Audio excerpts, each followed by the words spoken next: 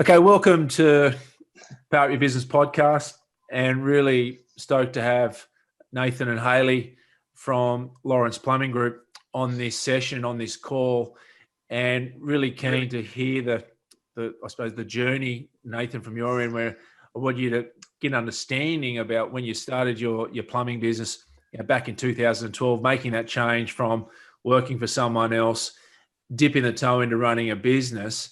Like a lot of tradies do, you often think, hey, I'm good on the tools. I might as well run a business. I'll be great at business. How are those early sort of years for you, Nathan? Getting your business card out there and starting your own business. Yeah, it was something through my apprenticeship that I always knew I wanted to do. Even through high school, I was keen on running a business. Plumbing's where I kind of found my skill set. Couple of years out of my apprenticeship, but I kind of got my ABN and away I went. And I think you've got that huge level of energy and excitement, enthusiasm. The people around you want to see you succeed, so your immediate friends and family. And compared to a wages gig, you watch your kind of bank account skyrocket. It's fantastic. And life's good. Kind of, we got the new family kind of SUV within 12 months, and Hailley was looking like a princess in it, and it was fantastic. And then reality hits, you get busier and busier because you're good at what you do personally as a tradie, and the stress levels just increase. And they go from 0 to 10 real quick, and that euphoria just disappears overnight. For us, Hailley and myself, relationships, we're happily married and we love each other immensely, but it was just that disconnect almost immediately too, where Hailley didn't understand the stress I was under. That passion of our relationship kind of disappears personally, and all I'm doing is working 7 days a week, turning up to parties. I won't have a drink in case the phone rings. Your legs vibrating. Kind of a phantom vibration in your leg because your phone's running that hot, and you're that conscious of it, and you just end up hating it. You have no social life, and then profits start to dwindle as well. That I think you put it, that firefighter mentality. You're just running around putting out fires, trying to keep your head above water. Yeah, that's a common scenario where you get a bit of a honeymoon period where that first sort of 6, 12, 18 months, it's like, hey, I've got all this money in the bank. Obviously, too, there's a bit of a lack of understanding that there's going to be a big tax bill coming often. And then there's other costs associated and other liabilities that you don't see sort of hidden. But yeah, it's amazing once you, as you mentioned there, you get to that stage where, and I know, we've spoken about this, where you got into a stage where you're nearly working at 7 days a week, 80 hours plus a week, no holidays, and putting massive stress on that. Yeah, obviously, newly married in the same year, right? So yeah, correct. Same year, start a business, same year. So get all the big things out of the way in the same year. And we have that running joke where I think it was it within about the first 12 months you started operating a business, you come and saw one of our training sessions that we conducted through Reese. Was it first 12? I did, yeah. It was probably getting towards the end of our first 12 months. And Matt came and saw you down in Seaford, I think it was, one of the Reese kind of run programs. Yeah. And I kind of thought, who's this joker? I don't need to know this bloke. He's got no idea. He tried to run his own plumbing business. He couldn't hack it. And see you later, Matt. Yeah, so like, what's this bozo doing, right? Yeah, correct. That was that was the thought. This program's just not for me. I've got this in the bag. I can handle this I'm across idea, of running a business. And I was a good plumber, and again, we were still doing okay at that point, and finances were reasonable. But fast forward 7 years, and kind of turns out, you knew what you were talking about. I didn't know what I was talking about, and I was just waiting. I was waiting for you to knock on the door, right? So yeah, correct. It's such a common thing, like over the 6,000 or 7,000 or whatever the amount of traders that have attended the training sessions over the years. We see it, when you're in that first 12 to 18 months of business, and those that are listening, just be aware of this. There is that honeymoon period. But after that, once you get into that 18 months, pushing up to 3 years, pushing up to 5 years, and Hailley, you'd attest to this. I want you to jump in a second. But, the fatigue starts to wear in. The frustration starts to wear in. You start to hate what you're doing. You start to resent customers. And that's that hard thing because you're all alone. And this is I want everyone to sort of tap into here, which is a great story. What Nathan and Hailley have done is that it's hard often to look in the mirror and say I was wrong, and that's a credit to both of you to come say, look, actually I need help.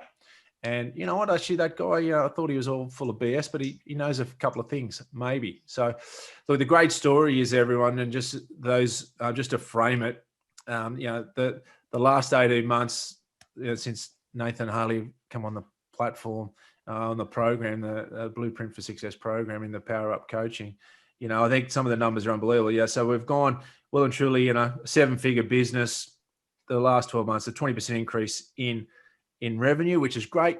But as you know, as we always say, revenue is one thing. It's all about the profit. And the amazing bottom line was an increase of 329% net profit or operating profit, and taking it from basically a margin of not making anything to a 13 to 14% operating profit margin in a short space of time, relatively short space of time, is a credit to both yourselves. And I want to really tap into some of the processes that you implement and some of those success habits that we talk about, that I really want you to share with the audience. But so that's great. Fast forwarding where we are now. But so from Hailley, from your perspective, back in the day, in those early years, you're trying to, you're getting the nest sorted, getting the family sorted, and trying to manage everything from an admin point of view. How was life in those early years?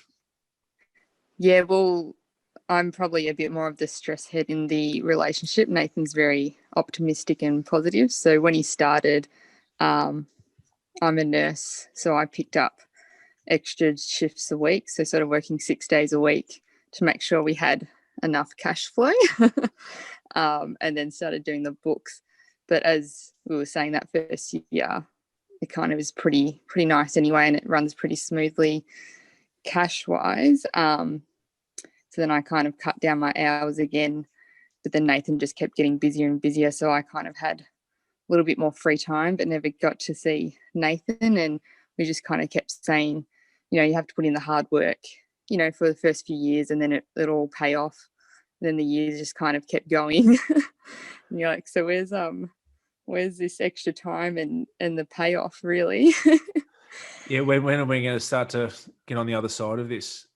Yeah, you stopped sort of taking holidays. And as Nathan said, you didn't really have as much as a social life, or I'd go out without Nathan a lot, and it just started really becoming our routine, which obviously really didn't like. So yeah, we thought we kind of really need to make a change, because it just wasn't turning around and just kept getting busier. And I would do the books, and I could kind of see that cash flow was always tight, and I was always stressed about paying the bills, but Nathan was too busy on his side doing the work and doing the quotes and everything to see my side. So he was stressed doing his and didn't really want to listen to me and my numbers. And then I was stressed and looking at my side and not able to get that change. So yeah, just crazy busy and no flow. And I think what you're sort of... Not a lot of fun. No, it's not a lot of fun. And look, and that's the key part of your journey, where it starts off cool, but then it gets into that, and what we always talk about, where you really create, you're becoming slave to the business, correct? You really become enslaved to the job, and it becomes that reality where actually I haven't built a business at all. Even if I've got a number of people working for the team, it's still, you're enslaved to that.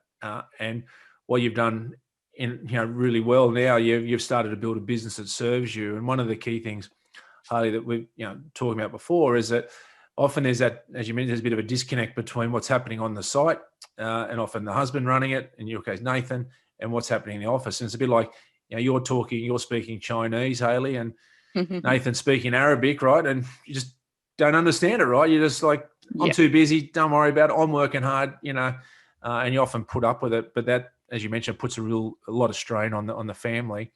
And as you've mentioned before, Nathan's getting stressed, he's getting tired, and for little return, and it becomes that never-ending cycle. And look, and that's the key thing, where it's just so important. And again, it's a credit to you guys both, working through here, and obviously too, getting the young family coming through now. And we're talking just before we jumped online, and it was great how you're talking, Nathan, now that you've got better time for the kids, you've actually, you're in a better headspace to enjoy the kids more, better quality time, correct? Yeah, 100%. And I think, again, when you're young and you've got all the time in the world and no real responsibility, you don't think about those things. And, people have their life-changing moments and realize kind of what it's all about. And for me, it was kids. Kind of Hailley and I have been fortunate enough to have two gorgeous children, and that was really the catalyst for the turnaround. Just say, we can't continue with this. I didn't want to be a dad that was never there. And it was that personal kind of wake up call, I suppose, to say, let's make this work. I didn't want to go get a job. We discussed that. Do we throw it in and have the comfort of 4 weeks holiday and those paid holidays and public holidays and things like that. And that just doesn't interest me. I'm too keen and too eager and too driven to accept that as my reality. Yeah.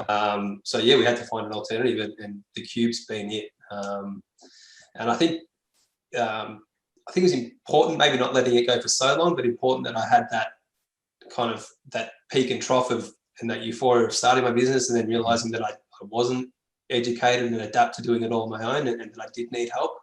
I think that's been really important because I can really see the value in seeking that outside help, someone that's got the knowledge that can help us guide us in the right direction and build that business and that lifestyle around that business. Yeah, well, one of the big things on that you tapped into, like the organisations, the clients, and the business owners obviously come on board with us and part of the community who you definitely communicate with and learn from as well. But those that are ready to change are the ones that have gone through the hard yards. They actually understand the value of what we deliver, or they understand the value of when we talk about process, and they understand the value of putting key rocks in the system in your calendar, rather than just being busy on the site. Because unless you're ready, prepared to say, as coming back to you, Nathan, we will say, look, you got to spend less time on site, right? You got to spend less time on site. You got to spend more time in processes. You got to spend more time communicating with your team. You got to spend more time communicating with your customers. Now, if you're not prepared for that, you'd be thinking a bit like what you did, back in the day when you first saw me. Mate, you're kidding yourself. I've got to be on the job site, right? I've got to be just on the job, getting the job done. That's where my priority is. And that's sort of the fundamental shift where a lot of business owners get it wrong, especially tradie business owners get it wrong, is they think their priority, their value is on the site. It's not. Once you get a business card and you set up your business, it's a total different responsibility. And coming back to the kids, the one thing that, this is what really drives me and gets me so excited, and this is why I love, talking to you guys and your success stories, because I've seen it too many times where businesses, people start a business for essentially two things. I want more money, more time.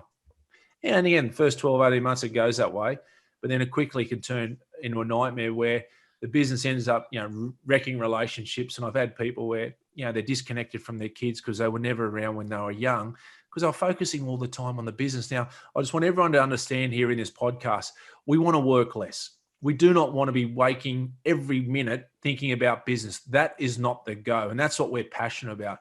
And that's what we're about, earn more, work less, and create a great life. It's not about work. And it's all about having that balance, and especially your testament to that with young family.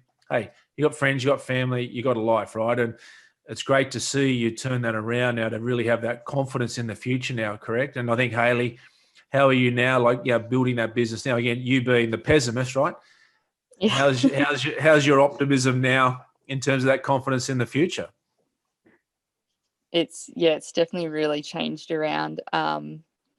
Just on the family side, like Nathan's here every night, dinner with the kids, doing baths, doing story time, putting them to bed is just something that we didn't do before. Even when William, our first one, came around, was still quite busy, and I think we hadn't quite started the Cube yet. And then once the second one arrived, when we're well into the Cube, we could really start to see these changes in the time, and it just makes such a massive difference. Yeah, no, I think it's great now. And then obviously now, and it's building a scalable model. We want to be able to now build a scalable model, which you've got the platform in place and the foundation in place to really grow, so to build more revenue on there, build more team on there without it actually taking up more of your time, correct? Yeah. Yep. So now I just want to tap into and go through some of the key processes, right, of how you actually enable this? How did you go from, again, being busy with no profit, no time? And I want to sort of tap into a couple of things that are crucial. And the first thing I want to tap into, I'm going to direct this to you, Nathan, which is the team. Now, we had a bit of it's a really good credit to you, and hopefully you don't mind me sort of drilling you about this again, is that, you were really struggling with your team, right? You were really struggling with, how do I connect a team? You were probably, and correct me if I'm wrong, you were probably even negative towards the team, thinking, these guys don't get it. Why don't they get it? They should just get it, right? And essentially, in those early part of our journey together, you'd think, well, I had a meeting, well, I've given them a process. Why don't they get it? You know what I mean? Jonesy, this doesn't work, mate. This is all fluff. I had a meeting and it doesn't work, right? So just talk about that sort of little transition too, from you now as being as a leader. Yeah, so that's an ongoing learning for myself. People management, I am horrible at it, but I'm slowly getting better. I think the big thing for me to take from it is that nobody thinks like you do, particularly as a business owner. When you're scratching your head why guys are, leaving roof sheets unscrewed or not sealing gutters and things like that, and they don't see the implications of the roll-on effects of those little 1%ers that we talk about to the business, whereas as the business owner, I do. And you're right, we had these meetings, discussed issues. I was probably a bit hot-headed in my approach, and I could just never get the buy-in from my team.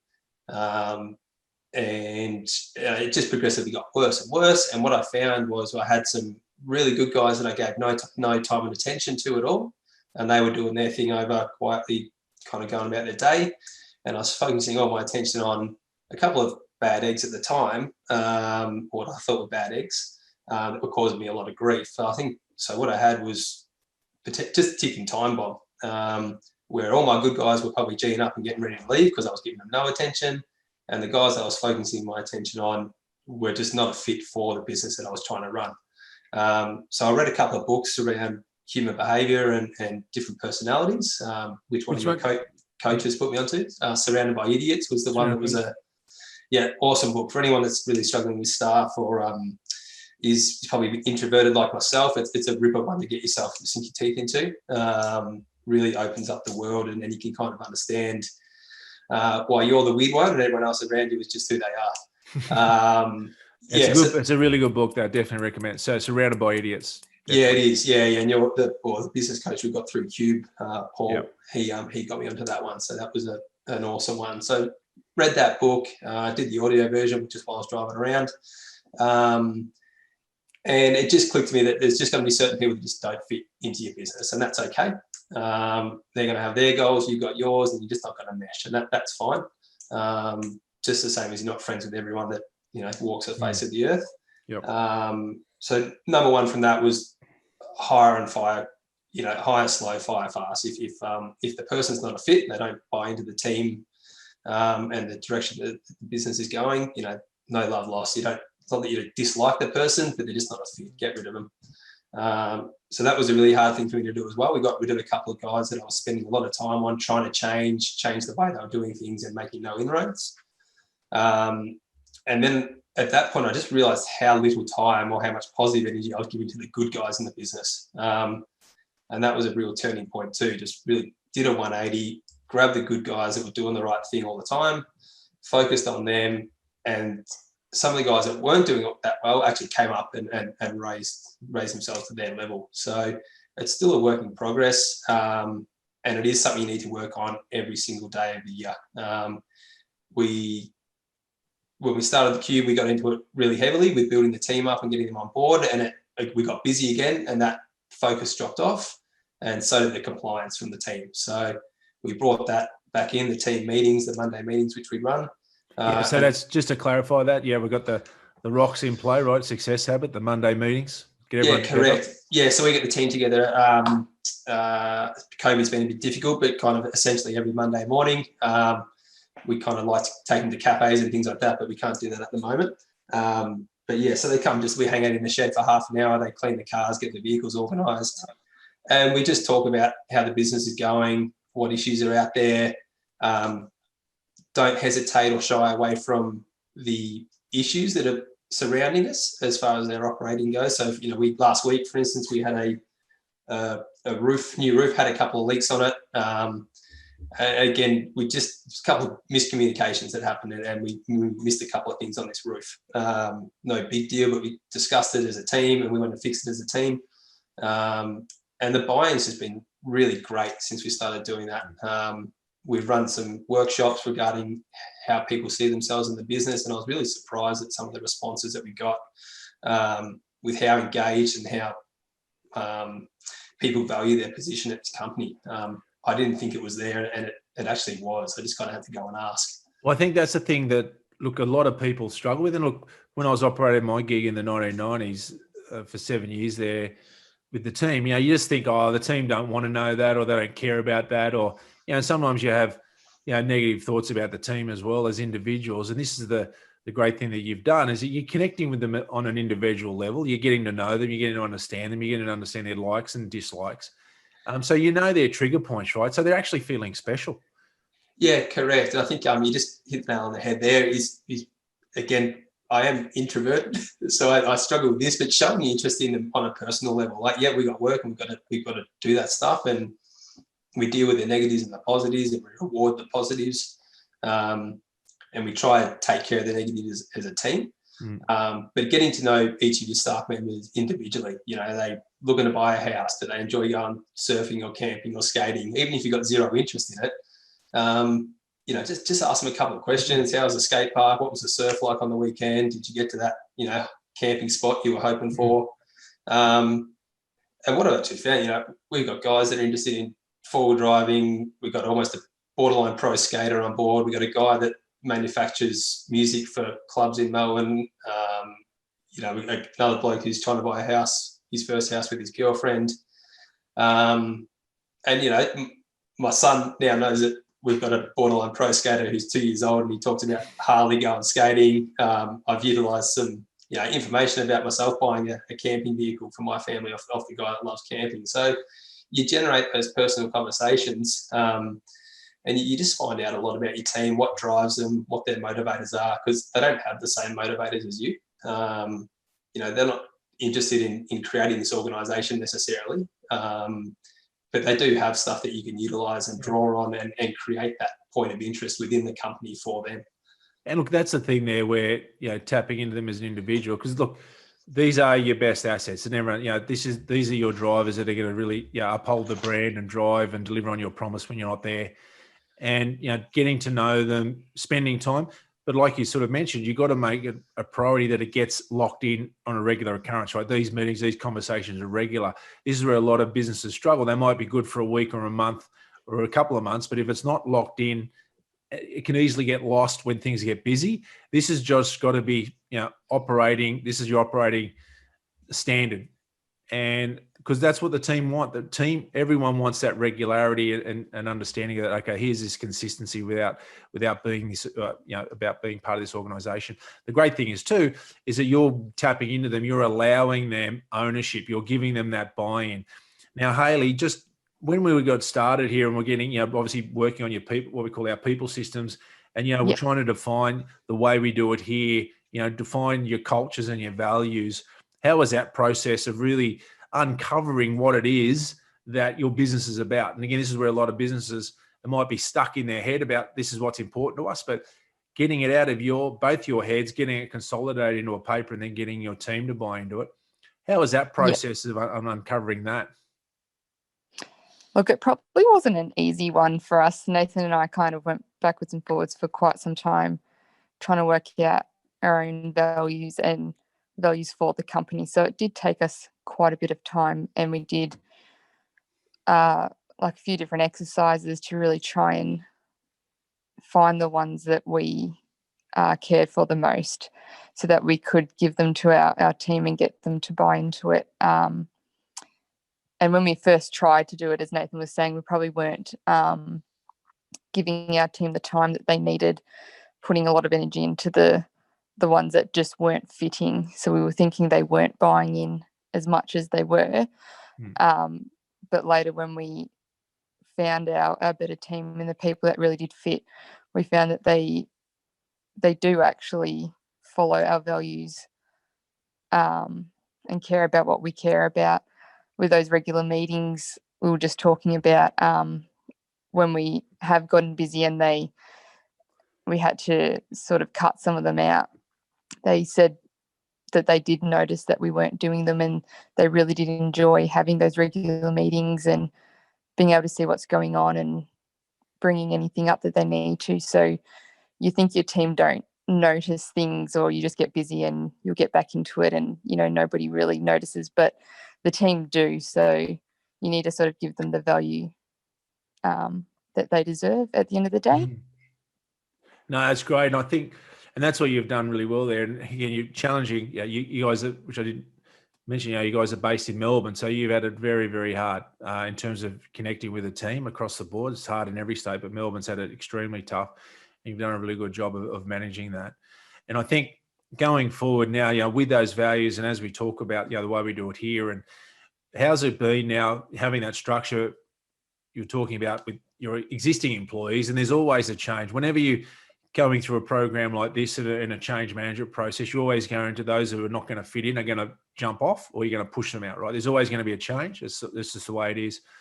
But going forward with your new recruitment now, and really understanding about the importance of hiring people who believe in what you believe, and hiring people who have got the same attitude and aptitude, or an aptitude to, and a willingness. How's that been a change and a turnaround from successfully recruiting people now and onboarding them and getting them to buy in? How have you found that? The recruitment process, we really changed for how we put out to recruit people, questions we asked, what we were actually looking for. So I think when you really look into what you need and what you want for the business, and have your values set out there, you really sort of, it pushes to find the right one and the right people that apply. You ask the right questions, start off, so you can kind of sort of cut out half the ones from the very start instead of wasting all your time like we used to do. It's common, right? A lot of people, myself included, you waste a lot of time when you get that wrong. And that's where, alluding to what Nathan mentioned before, that hire slow, fire fast, correct?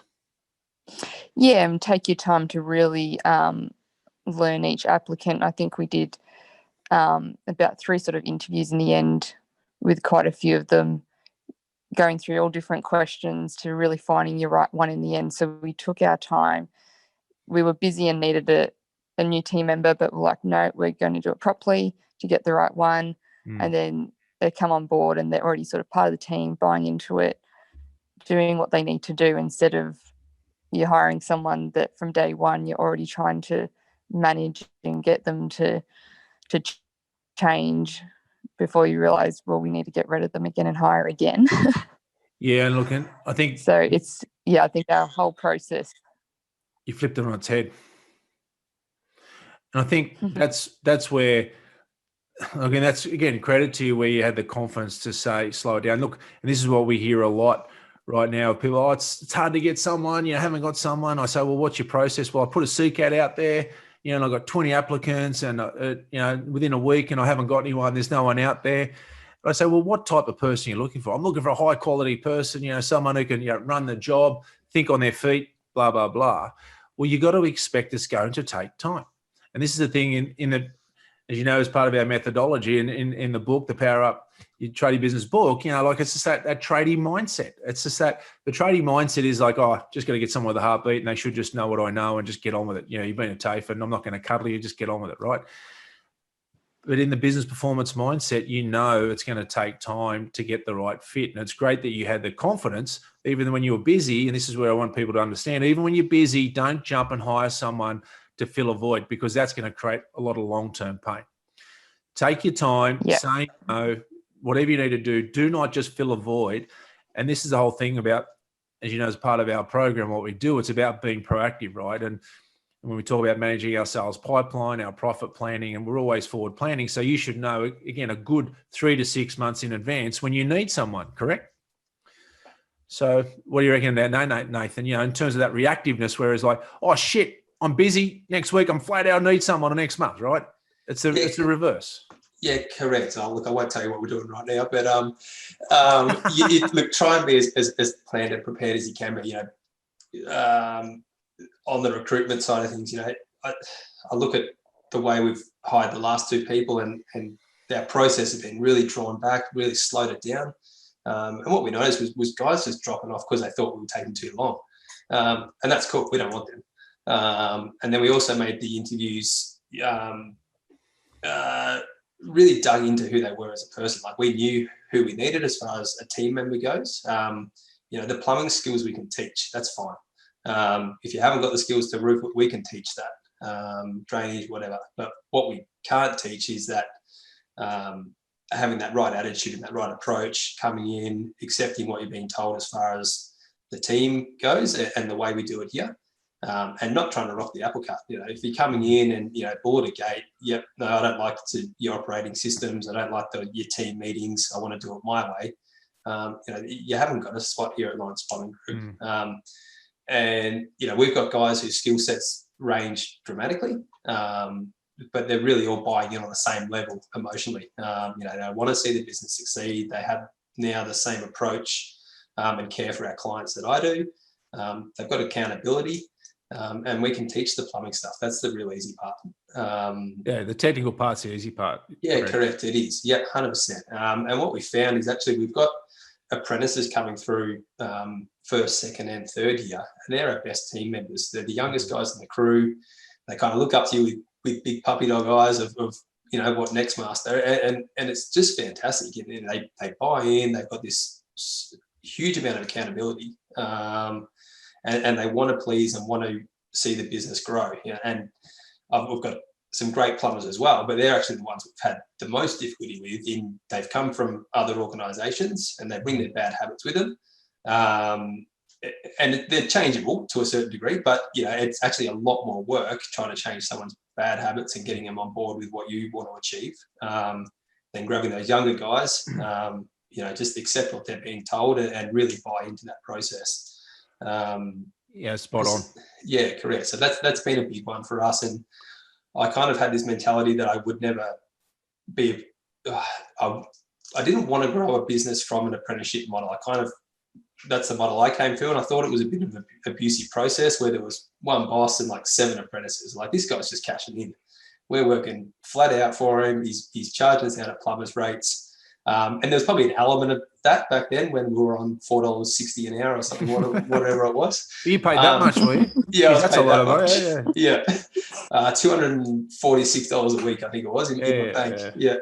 But I think I took it from that approach of this boss is just cashing in. He's abusing the system. But the positive side I've seen from it is we get these young guys that are malleable. We can kind of educate them and process them in a way that suits our business, rather than butting heads with a qualified plumber who, yes, he's got the technical skills, but that's really not important to growing the business. Sounds crazy, but it's not. It's the least important part of growing the business is the technical skill.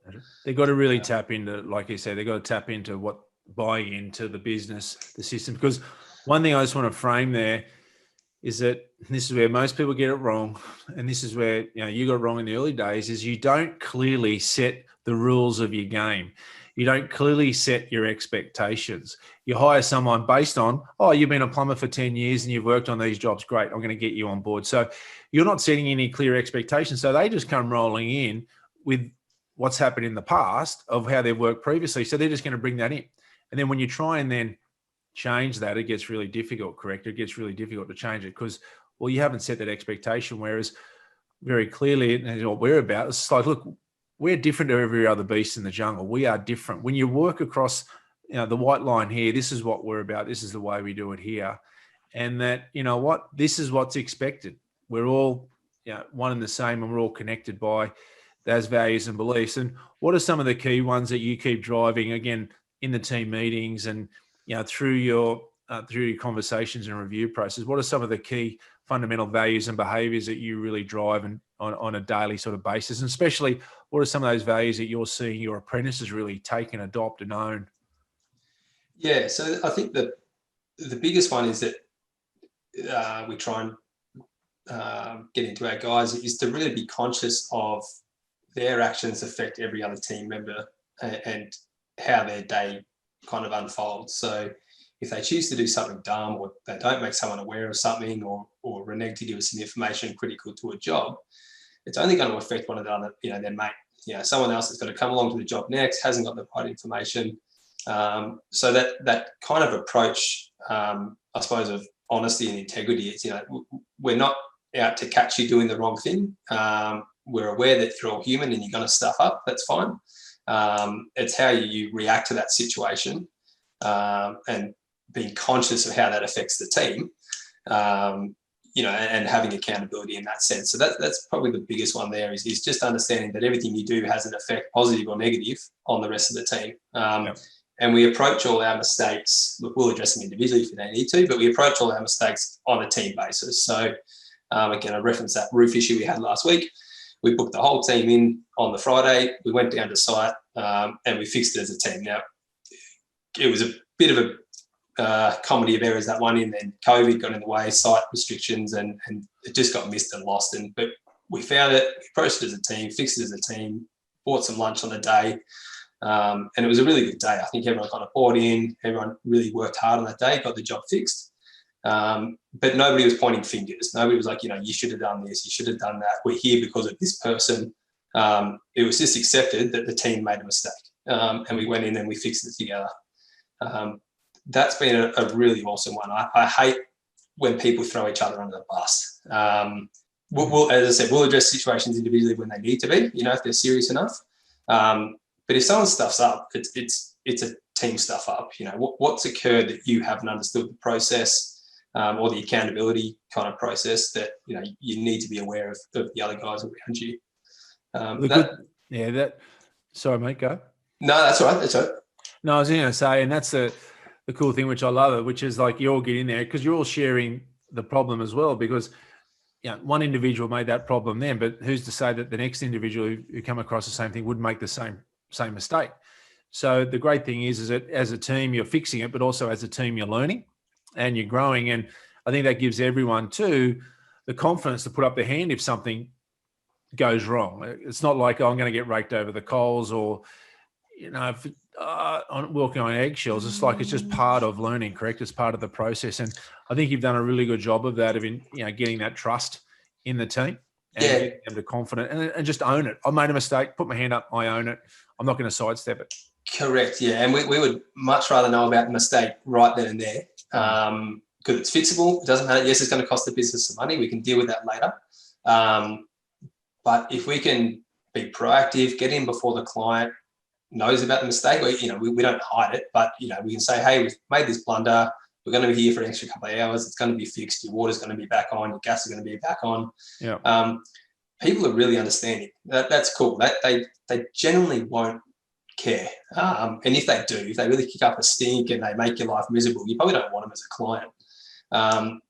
Where we try to get into our guys, the issue is if we try and hide it, or we don't make someone aware of it and the client finds the mistake, that's game over.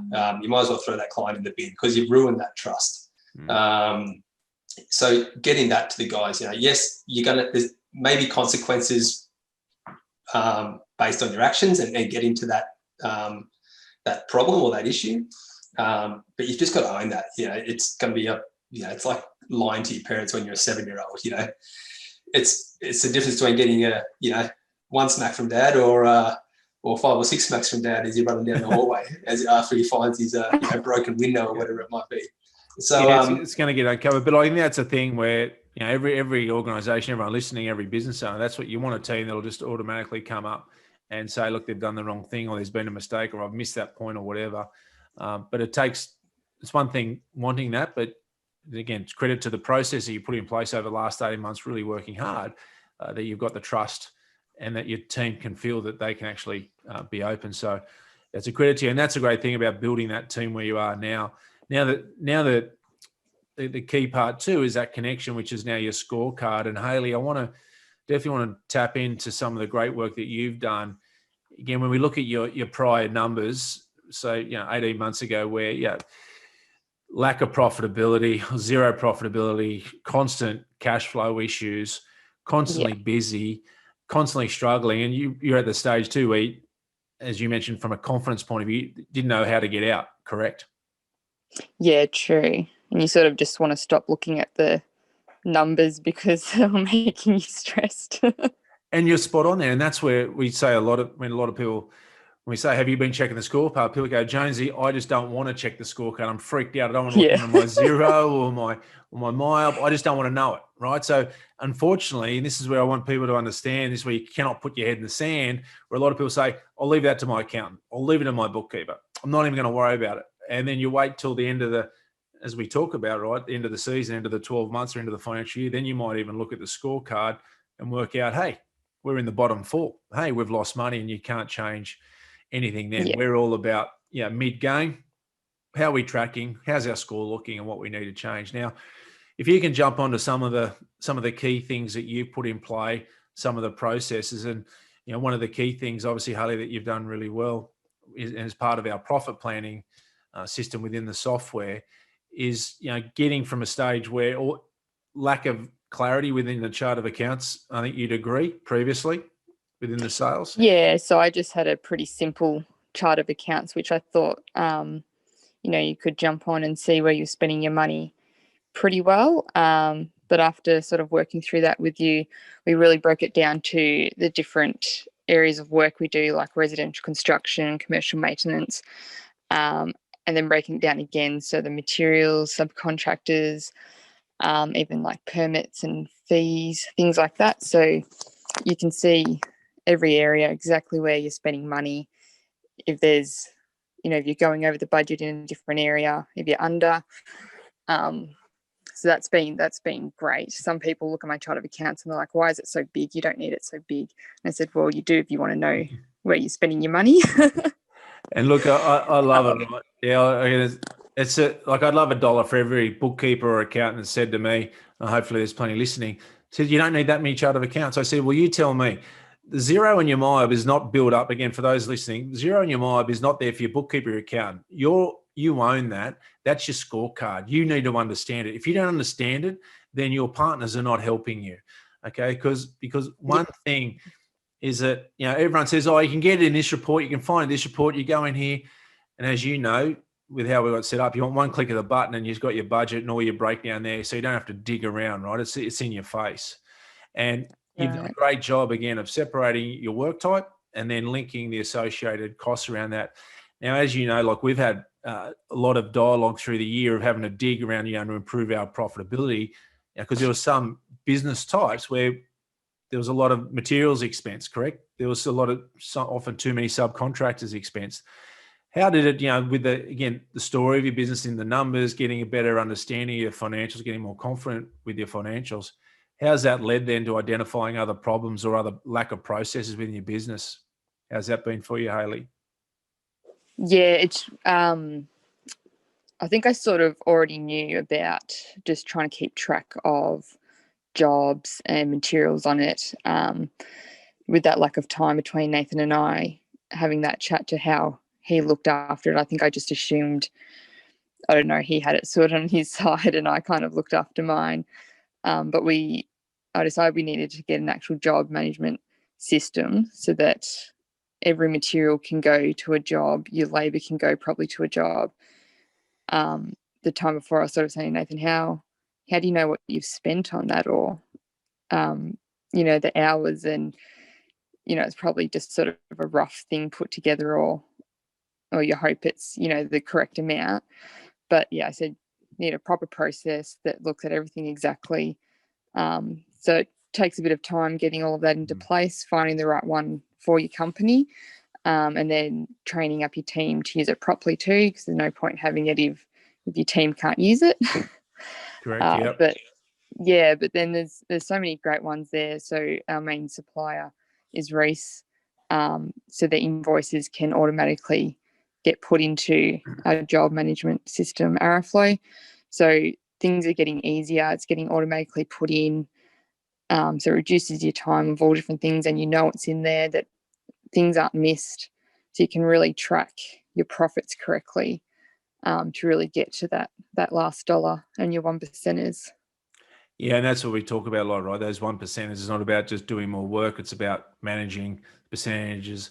And that's why you've done a really good job of making sure we're pricing correctly, making sure we've got the right margins on our materials, really be more stringent on our bill of quantities and our purchase orders correct, and allocating that to the right account. And you've done that really well. And in terms of the processes as well, along with that, so getting a really good handle on our profit and loss and our budget, that forecast, looking forward, how important also some of the processes around managing our sales pipeline or managing your sales pipeline, that process, and also cash flow forecasting, the 13-week cash flow forecasting. What are some of the other key habits, success habits that you've been implementing from an administration point of view? And again, just what I want to clarify to listeners, what you're doing here, what you sort of alluded to a little while ago, is that because you're getting transparency and accuracy and it's up to date, you and Nathan can actually be on the same page, correct? So you're looking at the same thing and you can make an educated decision together. That's right. We both sort of have the same platforms we can look at. So Nathan can jump on the cube and see exactly what I'm seeing with how we're tracking. Obviously, when COVID hit, it's made things a lot more difficult. And I think the cash flow forecasting kind of started using that in the cube around the start of COVID. So you could really see which weeks you're looking good or not as well. And if you needed to push for more work in certain weeks, it sort of showed us that there was a type of area that we didn't want to do too much work in, but to get through COVID and to meet our numbers and what we needed to do, we sort of delved back into that area. But it got us through difficult times, and then we can, once we're happy and out of that, then we can push back into the other areas to find the ones that are more profitable again, not just getting us through a pandemic. Well, that's a great thing. It's all about strategy, right? There are certain times where you have to do a type of work. Potentially, you might not be making a bit of a loss leader, as it's termed. You might not be making the money, but it's keeping things ticking over. Now, you're doing it from an educated vantage point, as opposed to an uneducated vantage point where it's just like, hey, I'm just going to keep doing this work, but without really knowing why you're doing it because it's keeping you busy. And that's that big transformation I definitely see. And again, it's a credit to both of you, that where you really, your financial IQ and looking at the numbers now and really making educated decisions has been fantastic, and especially through this COVID experience. And again, everyone in our community very much knows how I was jumping up and down, let's get into our cash flow. We want to identify, hey, where's that red train coming? And for those listeners who don't know about the red train, it's that, hey, when am I going to have no money in the bank? And I want to see that months in advance, not a day in advance for most people. So, and again, look, so it's across the board with the process and the transformation that you put in place. It's fantastic.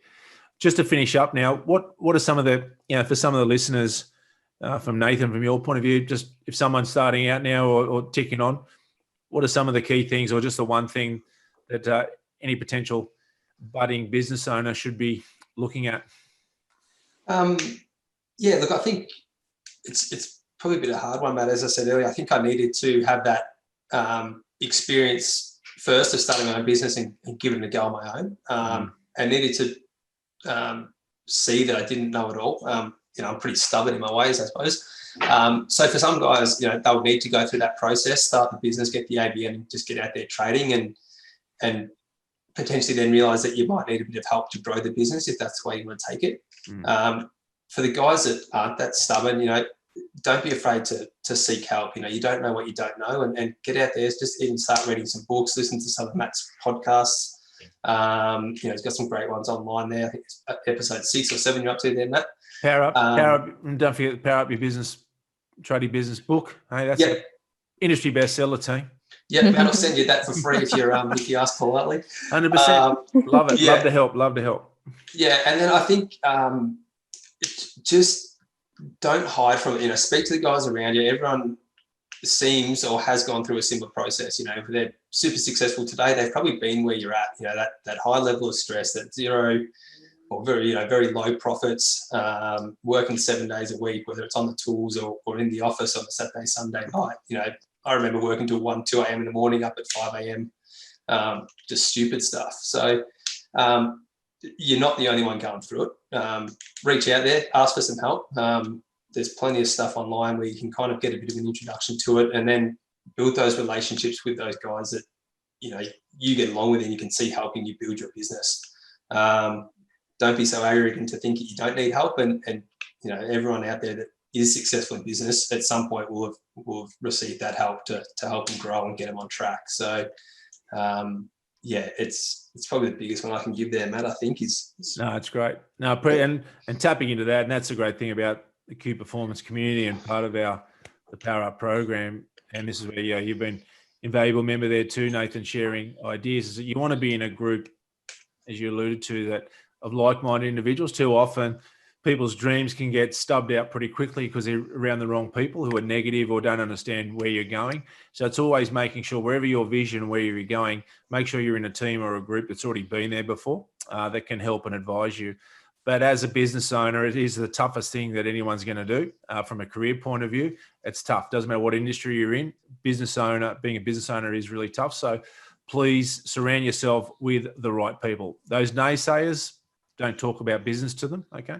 So what are you going to say, Nathan? Yeah, I was going to say, just be careful too. There's a lot of organizations out there that will just talk about boosting your sales. And that's great. That's all well and good. But if your sales have got no profit behind them, you potentially just get further and further into debt and more stress. So, find that organization that understands business and that business is about profit at the end of the day. Yes, you've got to have a community and a great organization and a team that really understands what you're about. But at the end of the day, businesses are there to make money.